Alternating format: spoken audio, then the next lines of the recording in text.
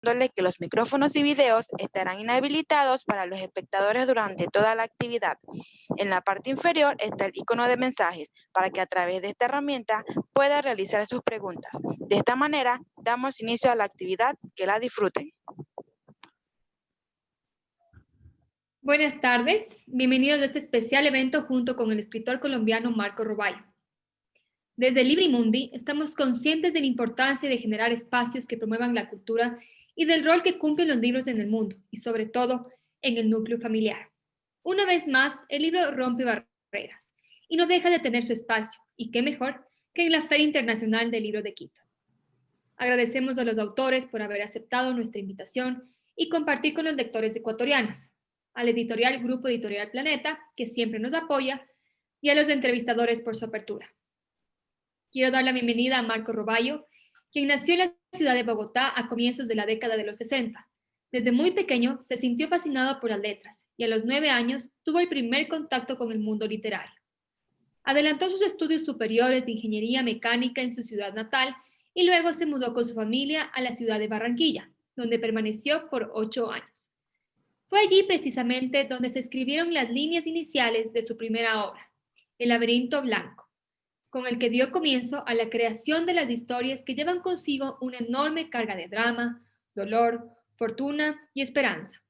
Con su novela El Gran Genocidio, Marco ha participado en conferencias y conversatorios en diferentes universidades colombianas y actividades literarias como las ferias internacionales de Bogotá, Miami y Guadalajara. En la actualidad, el escritor está radicado en la ciudad de Dallas, Estados Unidos, donde vive con su familia. Por otro lado, tenemos como entrevistador a Alexander Muñoz, poeta colombiano, que reside en Ecuador, gestor y activista cultural con la formación humanística y amplia capacidad de liderazgo en procesos y proyectos de formación de públicos y de espacios para la promoción de la lectura y escritura. Estudió filosofía y letras en la Universidad de Caldas y cuenta con publicaciones en medios impresos y digitales nacionales e internacionales, y ha obtenido distinciones en certámenes de escritura. Se ha desempeñado como gestor cultural del Festival Café Libro de Carchi en 4 versiones, promotor de lectoescritura en la Casa de la Cultura Benjamín Carrión, núcleo del Carchi, coeditor en Mango Beach Ediciones, y actualmente se desempeña como mediador de la lectura para el Plan Nacional del Libro y la Lectura José de la Cuadra del Ministerio de Cultura y Patrimonio, vinculado por la OEI en la Casa de la Cultura Benjamín Carrión, núcleo del Carchi en Tulcán, Ecuador. Antes de iniciar el evento, quisiera recordarles que el libro del autor pueden encontrarlos con el 25% de descuento en el stand de Librimundi o directamente en nuestro sitio web en www.librimundi.com. Estimado Marco y Alexander, muchas gracias por estar aquí. Es un honor tenerlos aquí en la casa de Librimundi. Y bueno, es todo suyo en la pantalla. Muchísimas gracias. Buenas tardes, Marco. Alexander, muy buenas tardes. Gracias, Fátima, por la invitación. Bueno, aprovechemos entonces para enviar un saludo muy especial a los amigos lectores que están muy pendientes de toda la agenda programada para la Feria Internacional del Libro de Quito, que en esta ocasión es virtual en este año 2020.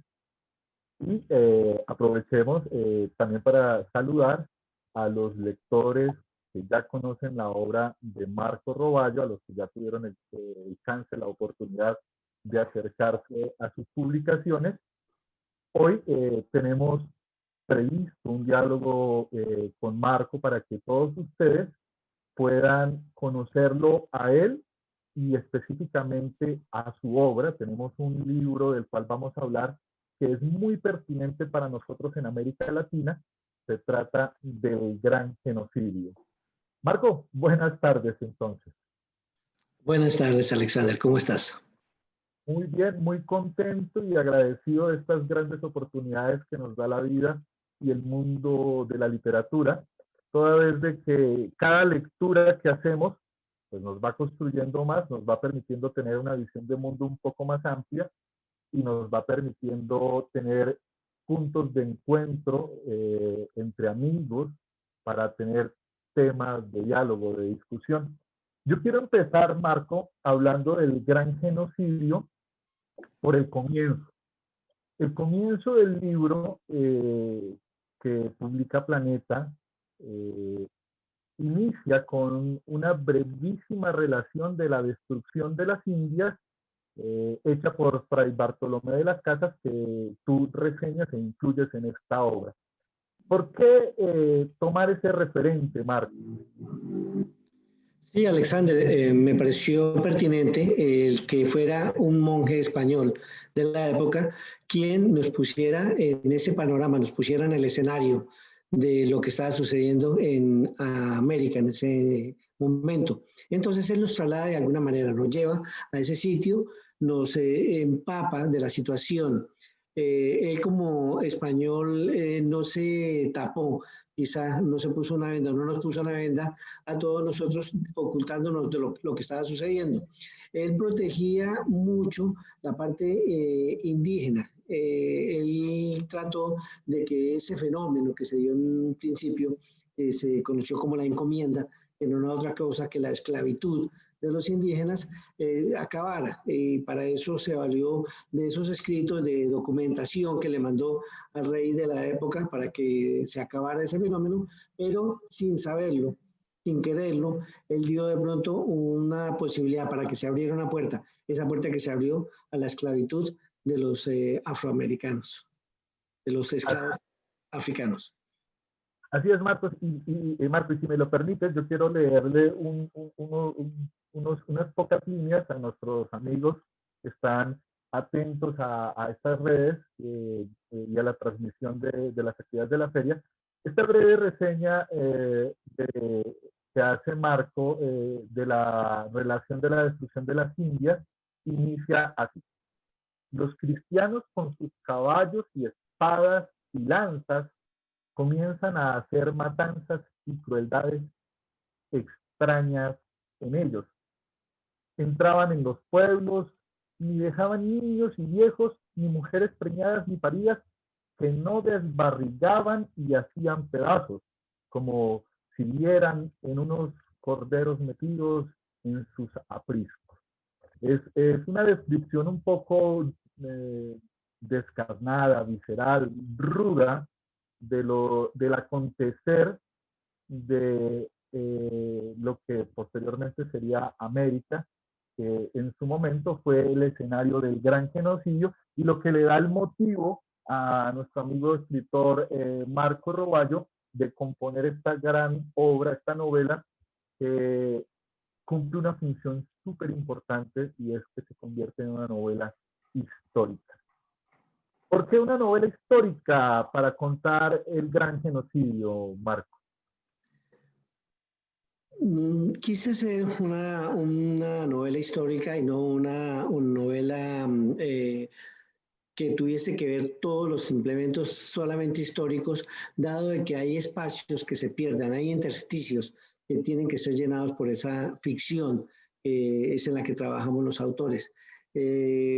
Consideré pertinente documentarme en los archivos generales de la Nación en Colombia, en México y en el Archivo General de Indias en Sevilla, España, para poder tomar parte de esa historia, entenderla y poderla plasmar eficientemente en una novela, trayendo todos los elementos que podían constituir, podía llevarnos a nosotros a ese 1500, a 1600, desde la actualidad, con los ojos de contemporáneos, podernos trasladar a esa época. Y creo que se logró en la novela, se puede de pronto respirar toda esa esclavitud que había, las enfermedades, la viruela, la barbarie que fue de pronto introducida por los conquistadores. Era lo que se estaba buscando, para poner de plano un elemento que no se puede desconocer, como lo es el genocidio americano.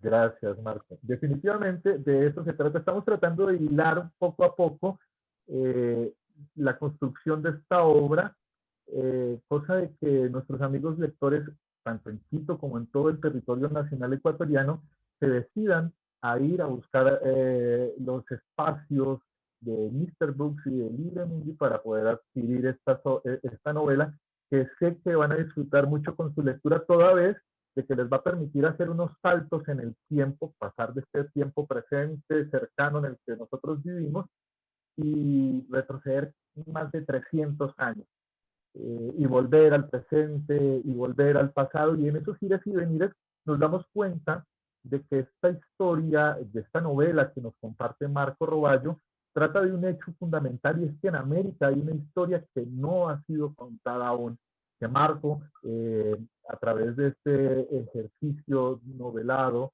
de la historia, nos presenta a nosotros una cercanía, nos brinda una mirada de eso que le pasó a los nativos. Me refiero a los indígenas que se quedaron sin tierra y sin familia, a los que desaparecieron, a los que simplemente terminaron por ser diferentes. Esta novela, El Gran Genocidio, tiene varios momentos, como les he mencionado, amigos, y en estos momentos cambian los protagónicos. En el presente el protagónico es Samuel, un abogado. ¿Por qué un abogado, Marco? ¿Por qué no coger un profesional de otra área? Bueno, Samuel Piracún es un abogado descendiente de los indígenas. Él es de la población muisca y es un actor fundamental dentro del conflicto que están dirimiendo hoy en día los indígenas y que tratan de traer a colación quejándose ante el mundo por los desmanes que según ellos ocasionó la corona española en América desde la conquista y después de ella. Entonces, ¿quién mejor que esta persona que conoce de leyes, que se siente apoyado por la comunidad y que quiere mostrarle al mundo ese derecho ancestral que les fue cercenado a ellos y exponerlo a la comunidad internacional? Por eso el abogado, por eso Samuel Piracún. Gracias. Es evidente que la historia nos va contando por qué él en particular, y también nos va contando por qué esas personas que se vinculan a Samuel a apoyarlo en el proceso, un equipo interdisciplinario, donde hay antropólogos, sociólogos y otro tipo de personas dentro de la comunidad, incluidos las comunidades indígenas, son las que permiten que se vaya construyendo un relato de la memoria. Pero ¿por qué nosotros tenemos que escribir un relato de la memoria 500 años después para recordar algo que debiera de permanecer indeleble en nuestra memoria, Marco? ¿Por qué tuvimos la necesidad de que un escritor nos novelara esta historia y nos permitiera ver lo que políticamente correcto no se ve? Porque desafortunadamente no tenemos memoria histórica en nuestros países latinoamericanos. Hemos dejado un poco a un lado esas raíces que debemos que mostrarle al mundo. Estamos de pronto más inclinados a mirar las series de televisión que nos muestran las historias de las monarquías europeas, del zarismo ruso o incluso de la independencia norteamericana, pero no volteamos los ojos a nuestras raíces, a todo lo que nos sucedió. Nosotros también tenemos una riqueza histórica muy interesante y parece que no le hemos dado la importancia necesaria. Por ejemplo, si nos vamos a remitir a 60, 70 años atrás, la Segunda Guerra Mundial, vemos que el genocidio nazi fue muy importante. Hablamos de 5 millones de judíos que fueron exterminados y tomando esa referencia se han hecho cientos de películas. En Hollywood se han escrito cualquier cantidad de libros al respecto, respetable. Como también es respetable nuestros 90 millones de indígenas. Estamos hablando de 5 millones de judíos, estamos hablando de 90 millones de indígenas que desaparecieron durante el proceso de la llegada de los españoles y durante 3 siglos. Entonces, ¿por qué no darle la importancia a esos 90 millones de personas? ¿Dónde comienza el compromiso? Casi siempre culpamos a los gobiernos de que ellos son los que deberían tomar cartas en el asunto, pero el compromiso nuestro, ¿dónde está? Nosotros también tenemos que hacer alguna parte, exteriorizar eso.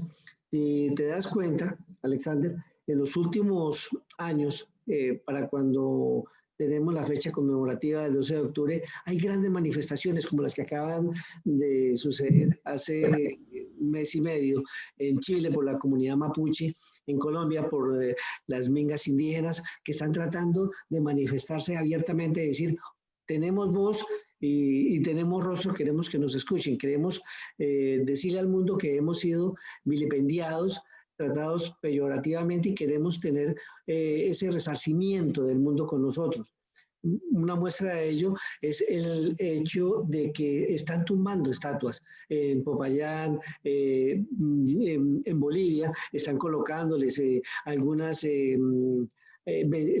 vestimentos, algunas vestiduras de lo que se conocen allá como los cholos, que colocan un sombrero, una ruana y unas cosas así, porque ellos quieren que se humanice un poquitico más esa tragedia que ellos están sufriendo y por la que han pasado por muchos años. Entonces yo creo que nosotros como escritores podemos ser voceros de esa parte que ellos están reclamando y darles a conocer al mundo de que ellos existen, de que están ahí y mirar qué tan cierto es de que fueron ellos, los españoles, los que trajeron, crearon de pronto ese genocidio, si es cierto, o de pronto eso está atribuyendo a la leyenda negra que le están endilgando al pueblo español. Entonces, como poner los dos puntos de vista, el punto de vista español, el punto de vista indigenista, y que el lector se acomode a la mejor circunstancia, cuál es la que le parece que es la versión más valedera. Y ahí de ese concepto es que estamos tratando de traer. Pero así como esta historia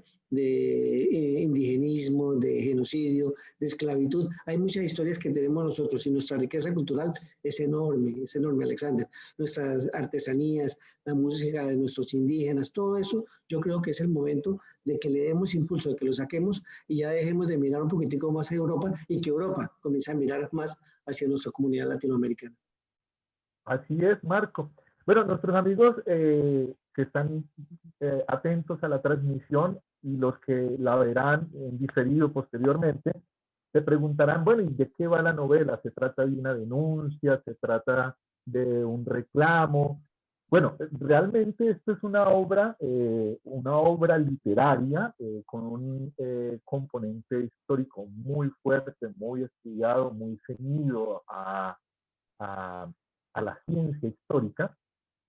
Y lo bonito que quiero resaltarle a los amigos que les puede interesar conocer a profundidad su historia, tener un conocimiento más amplio de su identidad, es que puedan leer El Gran Genocidio de Marco Roballo, porque vamos a empezar leyendo esta historia no en un presente que reclama una injusticia, sino en un momento intermedio de este tiempo de acompañamiento de la colonia, a las transformaciones sociales que han tenido nuestra América, y más o menos por allá en 1700 empieza a contarse esta historia con un súbito desastre, y es un desastre descomunal dentro de un punto de vista económico.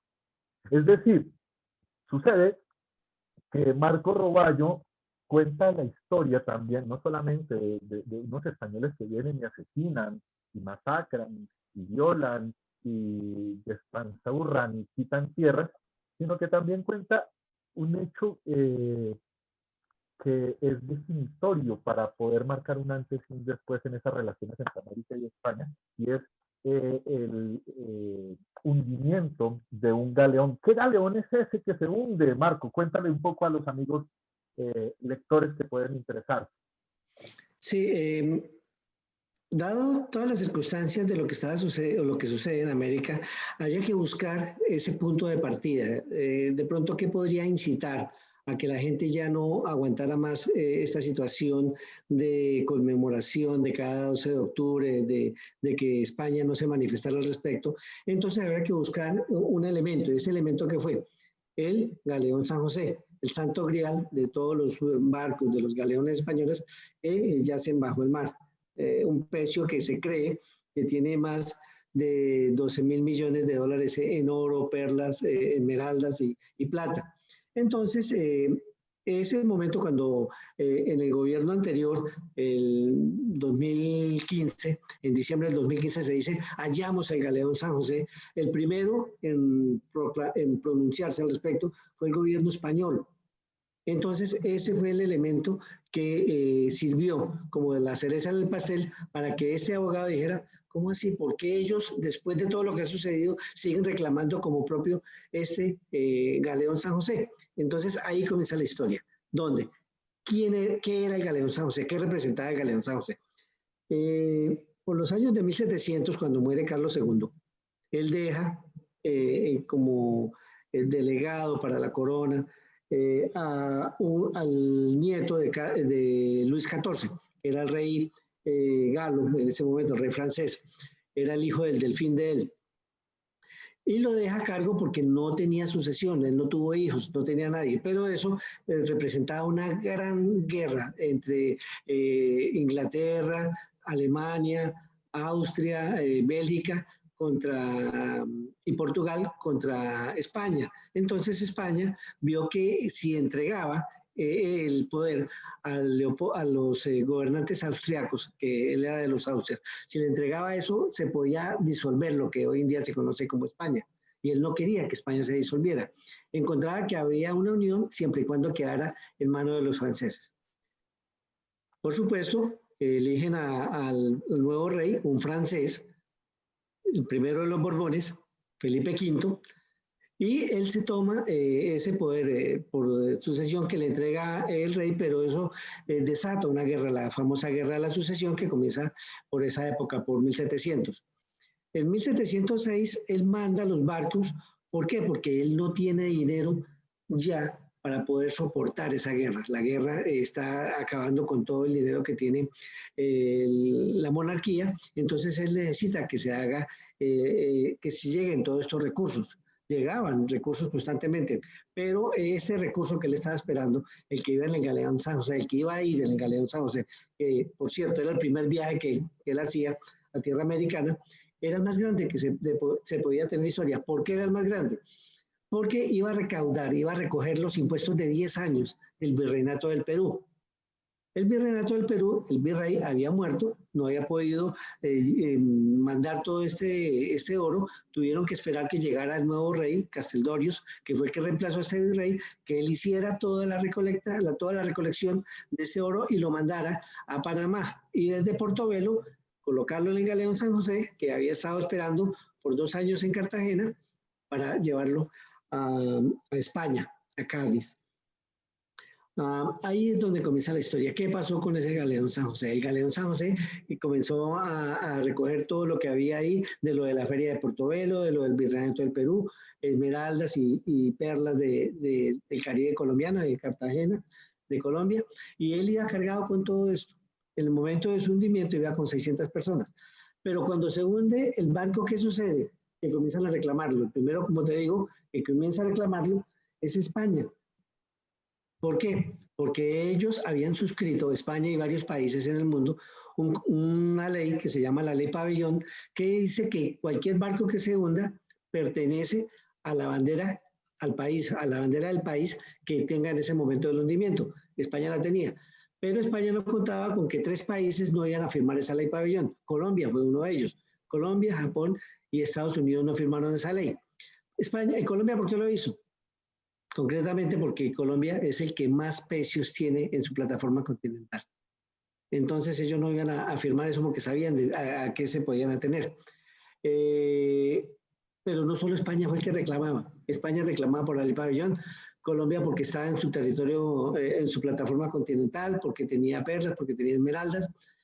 El Virreinato del Perú, también lo que es Perú y todos estos países que hacían ese gran virreinato, que era lo más grande que había, Ecuador, Bolivia, ellos también reclamaban porque ahí era donde iba ese oro de 10 años de impuestos que ellos entregaron y que se fueron por Panamá. Pero también Panamá reclamaba porque ahí se hizo la feria de Portobelo y de ahí también salieron bastantes impuestos y bastante dinero que subieron al barco.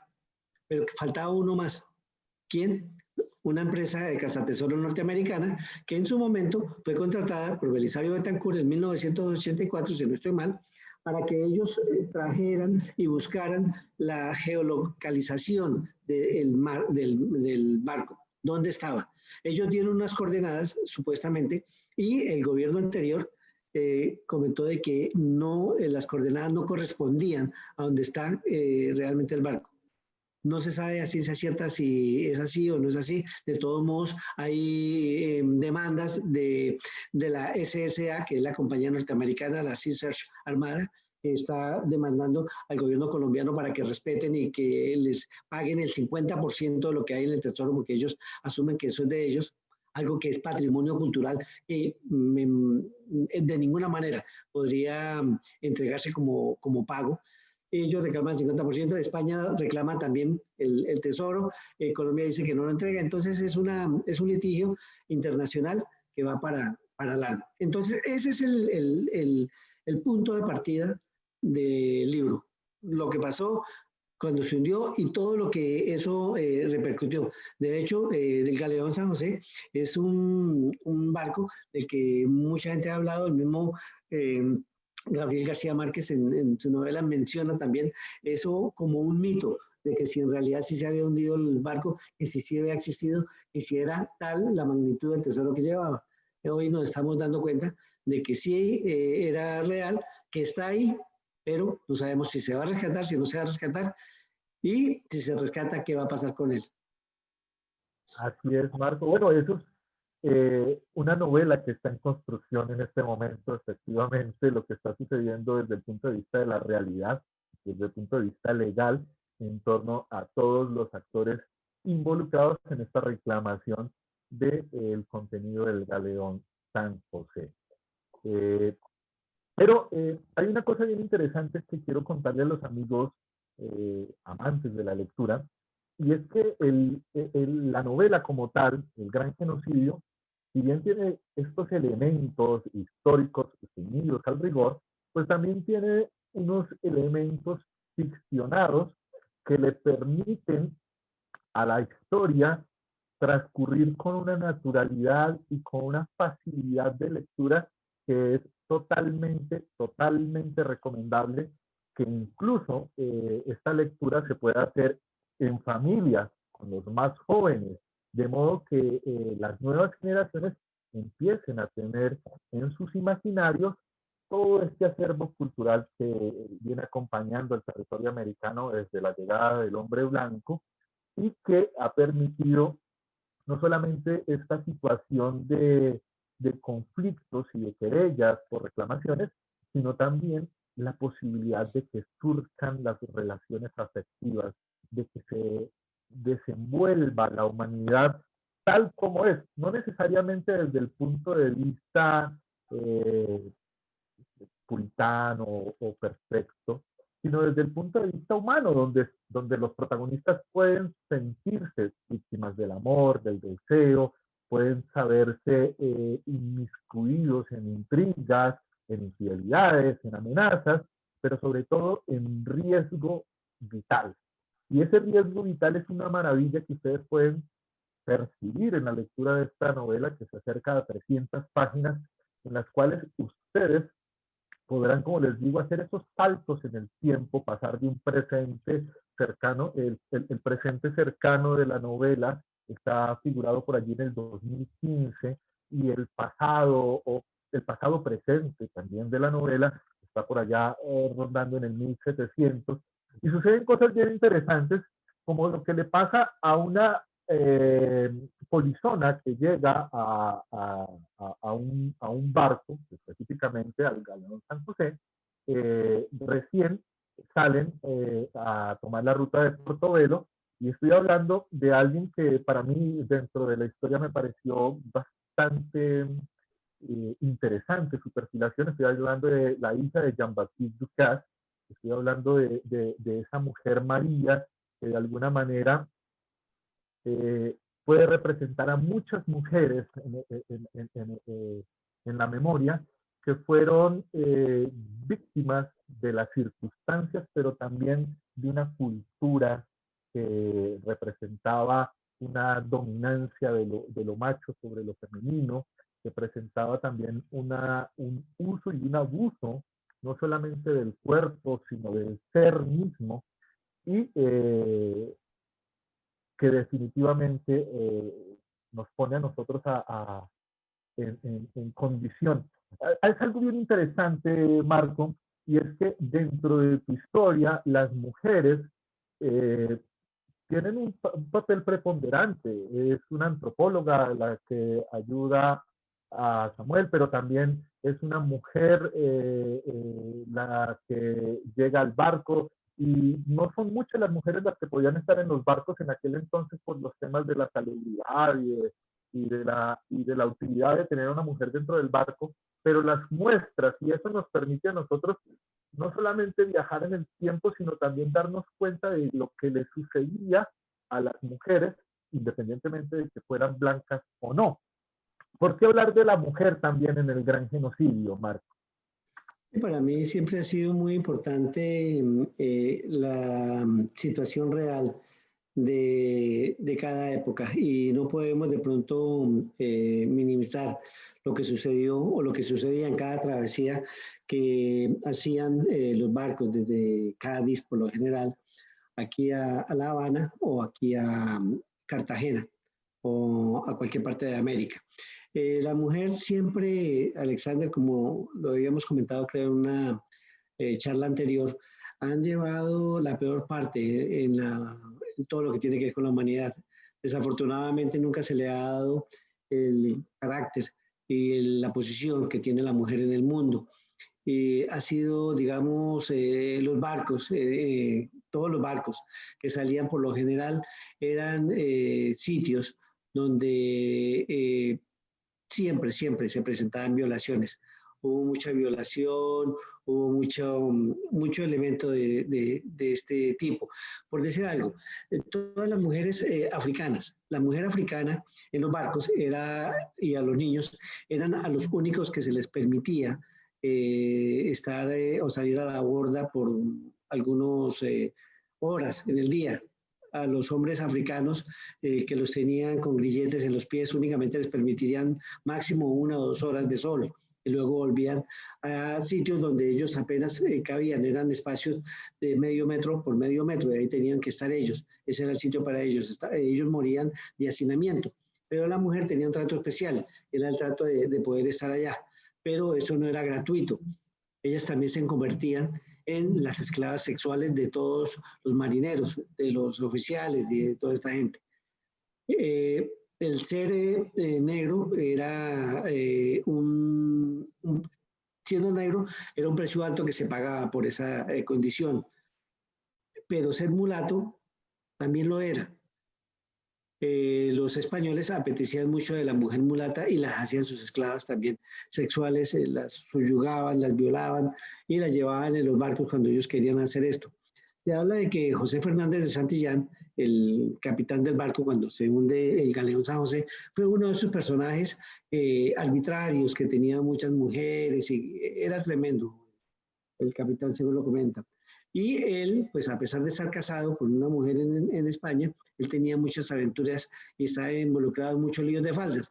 Por eso cuando ve a María Tamayo, nunca se imaginó de que ella era hija de una persona que tenía mucho poder, que era su hija bastarda, y que en determinado momento iba a tener que confrontarlo y darle explicaciones de por qué él se había tomado la libertad de violar y esclavizar a María Tamayo, que era libre, pero en ese momento por su condición de ser mulata y de ser mujer, cayó bajo las garras de este señor y se convirtió él en su verdugo.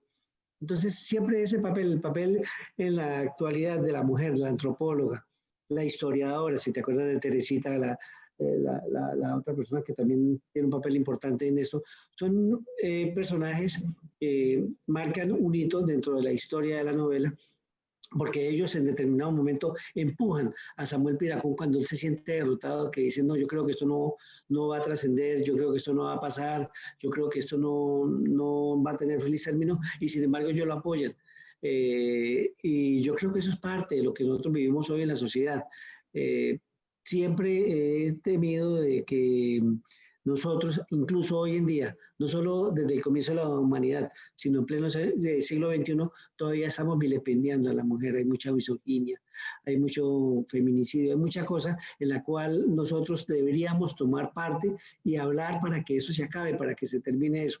Eso no solamente lo manifiesto en el Gran Genocidio, sino si tú lo ves en toda mi obra, en todos mis libros, siempre trato de darle ese papel a la mujer para resaltar de que ellas no están solas, de que personas como tú, como yo, estamos aquí y que queremos y creemos en ellas. Bueno, antes de ingresar al nudo de esta historia, que es un momento bien interesante, y es la batalla, a mí me parece bien importante ese hecho histórico, una batalla en la cual se desencadena pues el hundimiento del galeón San José y pues el pretexto de novelar esta historia. Antes de entrar en ese detalle, yo sí quiero hablar sobre las mujeres del presente de la obra, y es que ellas de alguna manera resignifican el poder de la mujer. Yo me quedé con una imagen muy positiva de Teresita, hasta el punto de que finalmente ella es la que confronta a Samuel a la hora de que él de alguna manera duda de las posibilidades que tiene su proyecto, su sueño, su empresa de hacer una denuncia. Él piensa en la Suprema Corte, pero ella piensa en la Haya, ella piensa en otros escenarios un poco más allá. Y aquí es donde yo quiero plantear algo bien fundamental, y es esa visión que tú nos muestras de la mujer contemporánea, una mujer profesional, una mujer agalluda, una mujer con la capacidad de hacer equipo, de ser apoyo, como siempre lo ha sido la mujer para el hombre, pero que aparte de eso, con ambición, pero no la ambición desmedida del tener, sino la ambición de resignificar la historia, de resignificar la identidad y la memoria de un pueblo americano y un pueblo colombiano, en este caso particular, que ha sido violentado por muchos siglos, y que hasta la fecha, de alguna manera, siguen esos rezagos de violencia, ya no desde el punto de vista del colonial, del vasallaje del colono, sino desde un punto de vista más de, de competencia de mercado, de competencia de oportunidades. Sin embargo, allí está la mujer en tu obra mostrándonos la importancia que tiene la mujer. Así que invitadísimos todos a tener esa mirada de lo femenino dentro de esta obra del gran genocidio que nos plantea Marco Roballo, y que les invitamos a todos ustedes a adquirir. Se los aseguro, es una lectura que les envolverá y que les va a permitir a ustedes crear en sus propios imaginarios esos escenarios que nos plantea Marco, como el escenario de la batalla. Nosotros, los ciudadanos de este tiempo, que hemos ido a un cine, lo más común es ver batallas en tierra, donde hay armas de fuego, de una reacción inmediata, muy rápida, donde no hay que ni siquiera que estar viendo al enemigo, sino que puedes utilizar un arma que puede, con una mira, dispararle a la distancia y evitar riesgos. Pero tú en el Gran Genocidio nos cuentas una batalla marítima, una batalla que por demás da detalles como la ubicación que debe tener un barco para poder atacar al otro en distancia de metros, porque si no, la artillería no sería efectiva.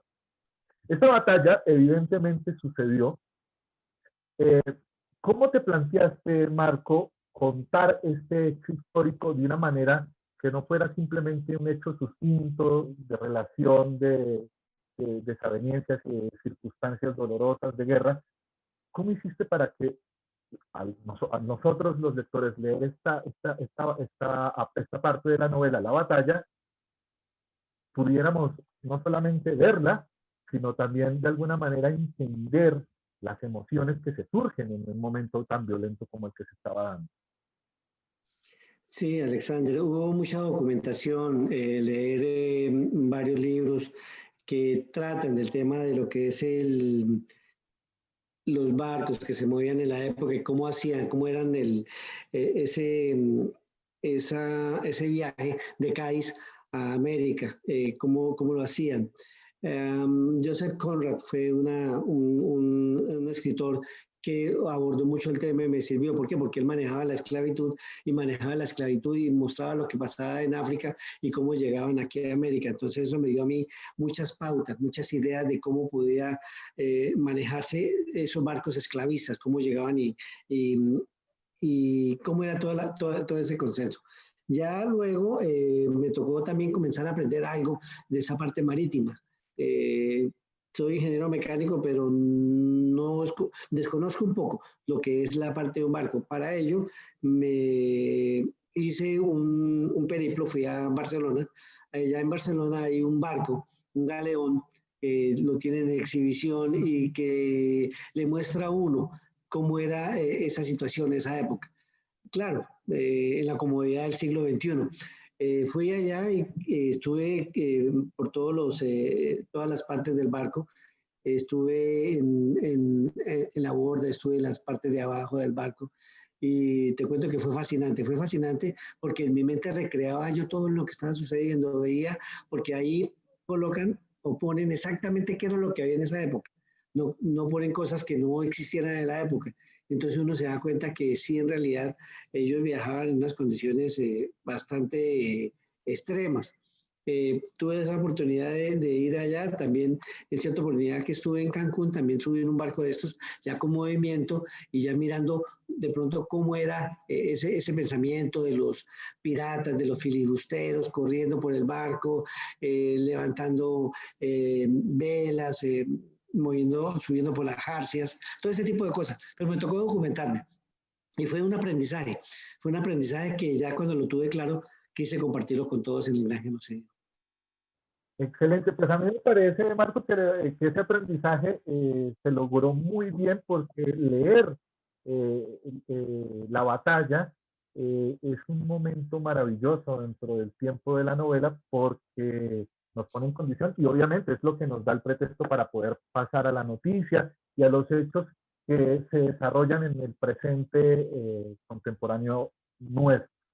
Bueno, me anuncian, Marco, que tenemos algunos amigos que nos han estado viendo y que tienen unas preguntas que quieren hacerte, formularte. Entonces vamos a dar opción a que esas preguntas se te compartan y tú les des respuesta. ¿Listo? Por supuesto. Muchas gracias, Marco y Alexander. Como dice, vamos a dar paso a las preguntas y yo tengo algunas, acá voy a leerlas, ¿sí? Bueno, dice la primera, ¿faltó un Bartolomé de las Casas estadounidense? ¿Cómo?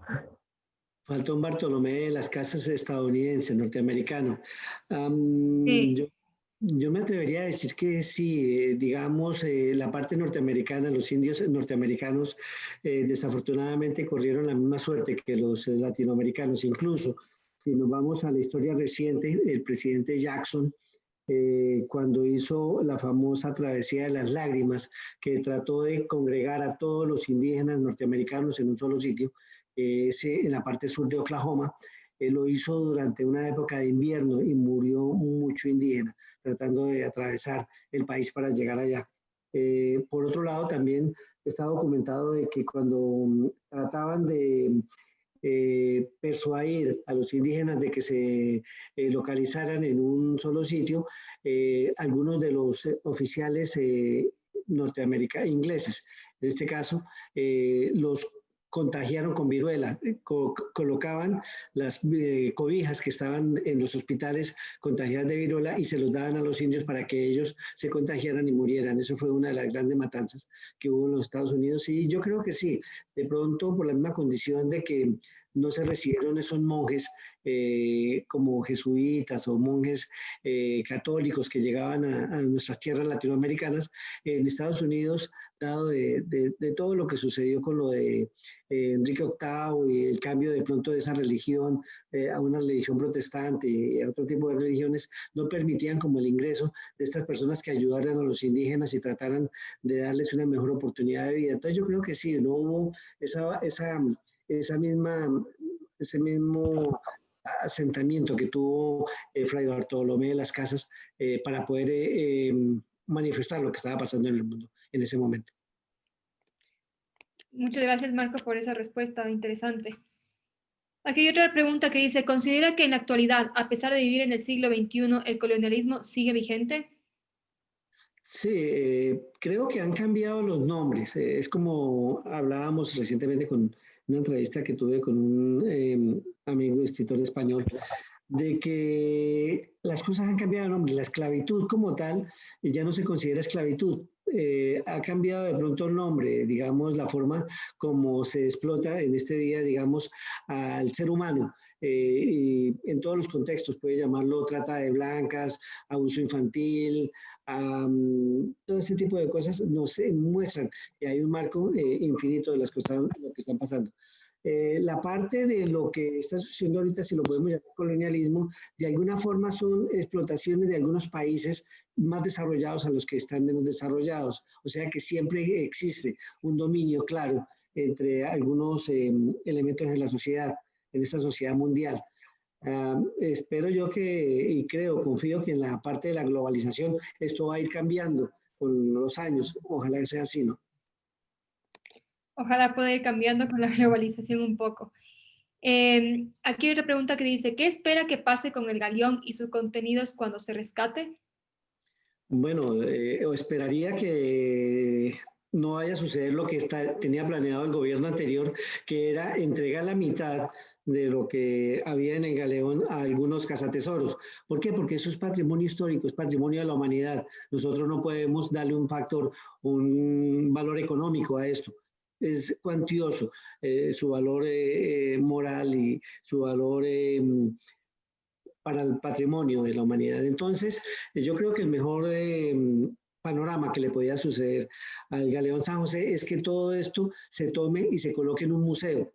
Escuché que en algún momento se quiere hacer un museo en Cartagena de Indias, que es ciudad por excelencia donde estuvo el Galeón esperando por 2 años para salir. Y qué bueno que tener un gran museo, un museo donde se puedan poner todas estas piezas, donde la gente llegue y vea todo lo que había, comparte no solamente el conocimiento de esa parte de oro y esto, sino también de las cerámicas y de todas las cosas que habían ahí. Habían elementos que a mi juicio son muy interesantes de ver.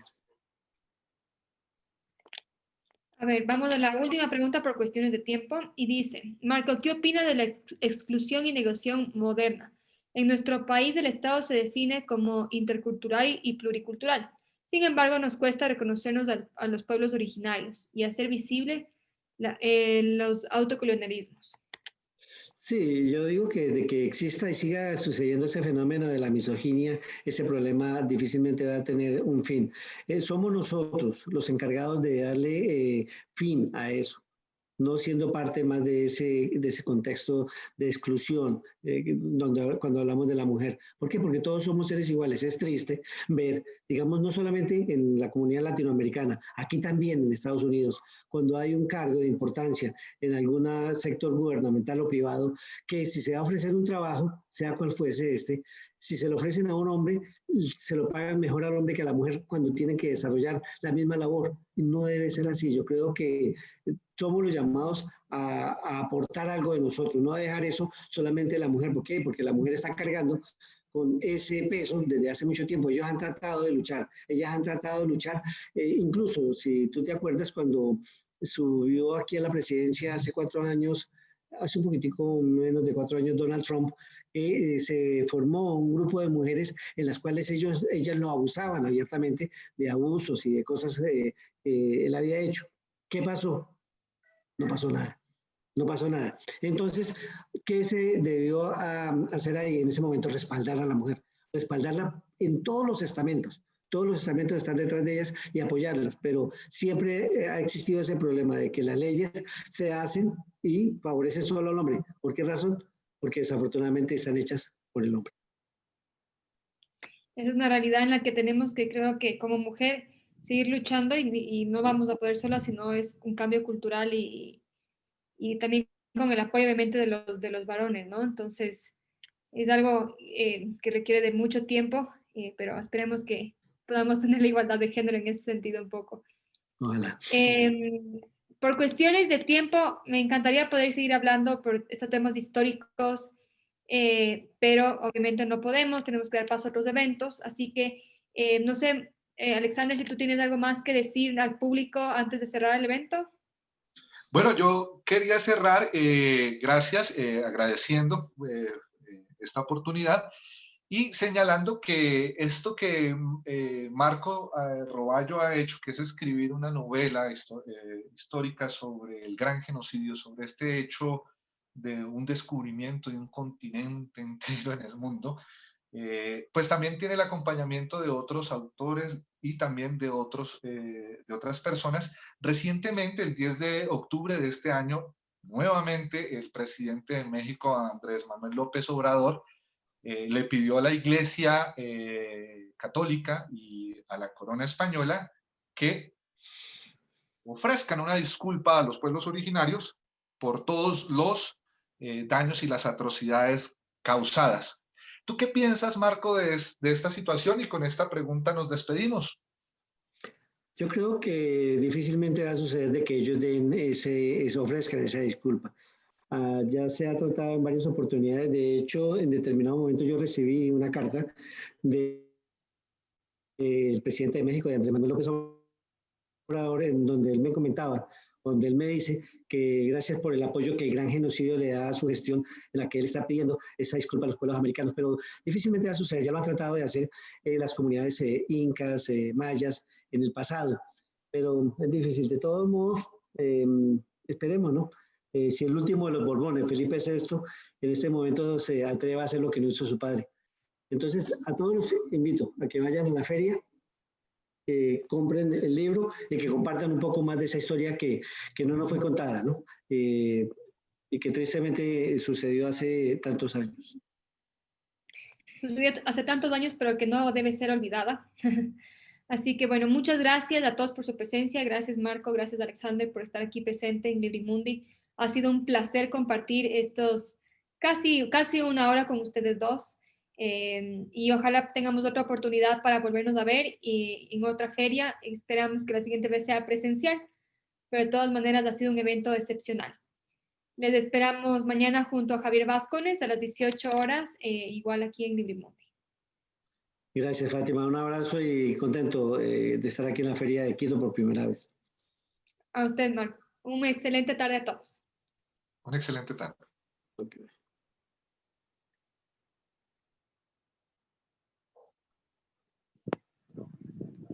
De esta forma, concluimos la presentación del libro El Gran Genocidio. Esperamos haya sido de su agrado. Le invitamos a participar de nuestro próximo evento, entrevista Ríos de Lava esculpen un nombre en la arena. Participan Sara Vanegas y Santiago Grijalva. Y no olvide visitar nuestro sitio web www.filquito2020.com. Hasta pronto.